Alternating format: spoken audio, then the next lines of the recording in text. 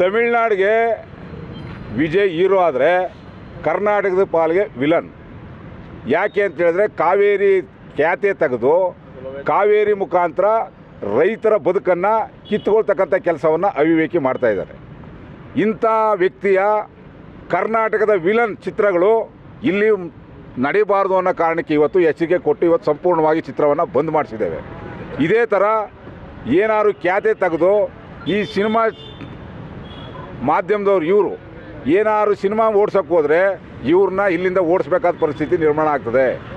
ಯಾಕೆ ಅಂತ ಹೇಳಿದ್ರೆ ಇವತ್ತು ಕಾವೇರಿ ಕೊಳ್ಳದಲ್ಲಿ ಸಂಕಷ್ಟದ ಪರಿಸ್ಥಿತಿ. ಮೋದಿಯವರು ಮಧ್ಯಪ್ರವೇಶ ಮಾಡಬೇಕು. ವಿಜಯ್ಗೆ ಕಿವಿ ಹಿಂಡಿ ಯಾವುದೇ ಕಾರಣಕ್ಕೂ ಕರ್ನಾಟಕದಲ್ಲಿ ನೀರಿಲ್ಲ ಅಂತಕ್ಕಂಥ ಪರಿಸ್ಥಿತಿಯನ್ನು ಮನವರಿಕೆ ಮಾಡಿಕೊಡ್ತಕ್ಕಂಥ ಕೆಲಸ ಆಗಬೇಕು.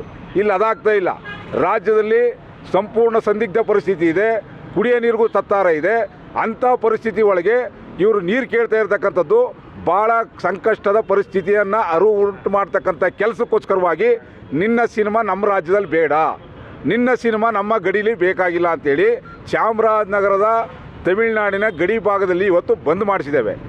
3ನೇ ತಾರೀಕು ಏನು ವಿಧಾನಸೌಧಕ್ಕೆ ಬರ್ತೀನಿ ಅಂತ ಒಪ್ಪಿರ್ತಕ್ಕಂಥ ತಮಿಳುನಾಡಿನ ವಿಜಯ್ ಅವರೇ ಸಕಾರಾತ್ಮಕವಾಗಿ ಕರ್ನಾಟಕಕ್ಕೆ ಸಂಪೂರ್ಣವಾದಂಥ ಪೂರಕವಾದಂಥ ನಿರ್ಧಾರವನ್ನು ಪ್ರಕಟಣೆ ಮಾಡಿದ್ರೆ ಸರಿ. ಇಲ್ಲ ಅಂತೇಳಿದ್ರೆ 3ನೇ ಮಹಡಿಯಿಂದ ಕೆಳಕ್ಕೆ ನಾವು ರೈತರು ನಿನ್ನನ್ನು ಬಿಡೋಲ್ಲ.